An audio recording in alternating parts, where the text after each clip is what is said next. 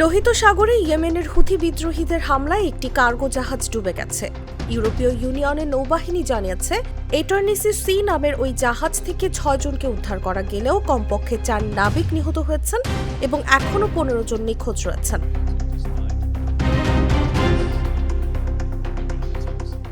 Liberian পতাকাবাহী ও Greek মালিকানাধীন জাহাজটি গত সোমবার হুথিদের চালানো একাধিক ড্রোন ও ক্ষেপণাস্ত্র হামলার শিকার হয়। বুধবার জাহাজটি সম্পূর্ণরূপে ডুবে যায়। বার্তা সংস্থা রয়টার্স ও এএফপি এ তথ্য নিশ্চিত করেছে। এটারনিটি সি সুয়েজ খালের দিকে যাচ্ছিল। এতে হামলার ভিডিও ফুটেজও প্রকাশ করেছে হুথিরা, যেখানে জাহাজের উপর বিস্ফোরণ ও তাতে আগুন লাগার দৃশ্য দেখা যায়। হুথিদের দাবি, জাহাজটি ইসরায়েলের দিকে যাচ্ছিল এবং গাজায় ইসরায়েলি সামরিক অভিযানের প্রতিবাদে তারা হামলাটি চালিয়েছে। হুথিদের সামরিক মুখপাত্র ইয়াহিয়া সারি বলেন, তারা জাহাজের ক্রুদের উদ্ধারে সহায়তা করেছেন এবং চিকিৎসা দিয়ে নিরাপদ স্থানে সরিয়ে নিয়েছেন। তবে যুক্তরাষ্ট্রের ইয়েমেন মিশন অভিযোগ করেছে হুথি জাহাজ থেকে বেঁচে যাওয়া অনেক ক্রু সদস্যকে অপহরণ করেছে এবং তাদের নিরাপদে ও নিঃশর্ত মুক্তি দাবি করেছে।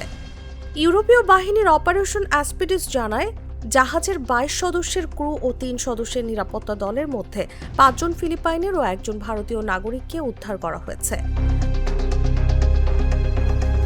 হুথিদের এই হামলার কড়া নিন্দা জানিয়েছে আন্তর্জাতিক শিপিং সংস্থাগুলোর জোট, যার মধ্যে রয়েছে ইন্টারন্যাশনাল চেম্বার অফ শিপিং ও বিআইএমসিও। যৌথ বিবৃতিতে তারা বলেছে, এই হামলাগুলোর নিরপরাধ নাবিকদের জীবনের প্রতি চরম অবজ্ঞা প্রকাশ করে। এই ট্র্যাজেডি আবারও দেখিয়ে দিয়েছে লোহিত সাগরে বাণিজ্যিক জাহাজ চলাচল রক্ষা করতে আন্তর্জাতিক নিরাপত্তা জোরদার করা জরুরি। এটি ছিল গত কয়েক মাসের মধ্যে হুথিদের প্রথম প্রাণঘাতী হামলা। এর একদিন আগেই হুথিরা ম্যাজিক সুইচ নামের আরেকটি কার্গো জাহাজে হামলা চালিয়ে সেটিকেও ডুবিয়ে দেয়। তবে সে ঘটনার সব নাবিককে উদ্ধার করা হয়।